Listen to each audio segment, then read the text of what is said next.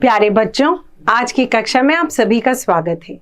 बच्चों, आज हम एक नए पाठ के साथ लेके आए हैं आपके लिए कारक पाठ 5।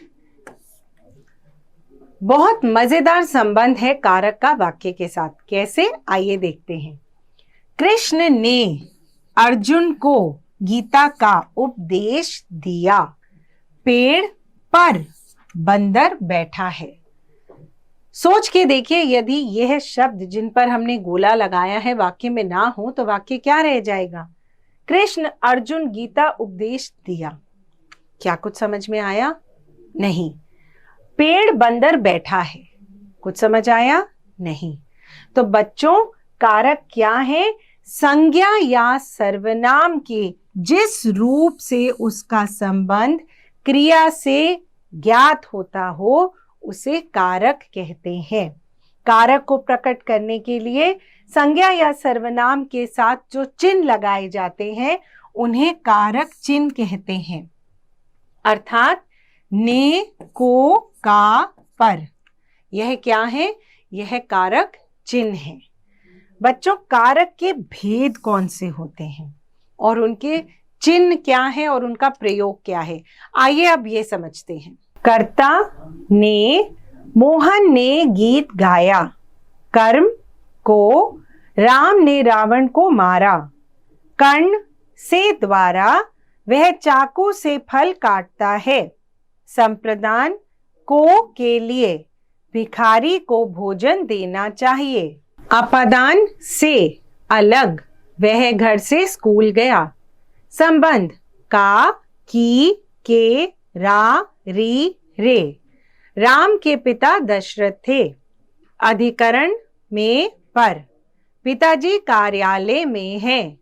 संबोधन हे, भो, अरे, हे राम मेरी रक्षा करो। तो बच्चों, कारक के प्रयोग किस प्रकार होते हैं? कारक के प्रयोग होते हैं कर्ता कारक के रूप में, जैसे मोहन खाना खाता है, राधा नाच रही है। कर्म कारक, जिस पर क्रिया का सीधा प्रभाव पड़ रहा है, माता चाय बना रही है, वह फल खा रही है। फिर आते हैं कर्ण कारक पर। कर्ण कारक होता है कर्ता जिस साधन से कार्य करता है उसे कर्ण कारक कहते हैं। महेश कलम से निबंध लिखता है, वह बस से स्कूल जाती है। 4, संप्रदान कारक, जिसके लिए कोई काम किया जाता है उसे संप्रदान कारक कहते हैं। जैसे डॉक्टर ने मरीज को दवा दी, राजा ने ब्राह्मण को गाय दी। फिर आते हैं अपादान कारक पर। जिसमें कोई चीज अलग होती है वह अपादान कारक कहते हैं। पेड़ से फल गिरता है, गंगा हिमालय से निकलती है। संबंध कारक, किसी संज्ञा या सर्वनाम का जिस रूप में वाक्य की दूसरी संज्ञा या सर्वनाम से संबंध प्रकट हो वह संबंध कारक है। जैसे यह मेरा स्कूल है, राम की माता का नाम कौशल्या था। अधिकरण कारक, क्रिया के आधार को अधिकरण कारक कहते हैं। टोकरी में फल है, अखबार मेज पर है। संबोधन कारक, जिसे पुकारा या आकृष्ट किया जाए उसे संबोधन कारक कहते हैं।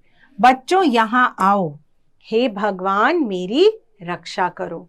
तो बच्चों, इस पाठ में आपने सीखा कि कारक क्या है, कारक के चिन्ह क्या हैं, कारक के चिन्ह किस प्रकार वाक्य में प्रयोग होते हैं। तो आशा करते हैं आपको यह पाठ समझ में आ गया होगा। चलिए अभ्यास करिए। धन्यवाद।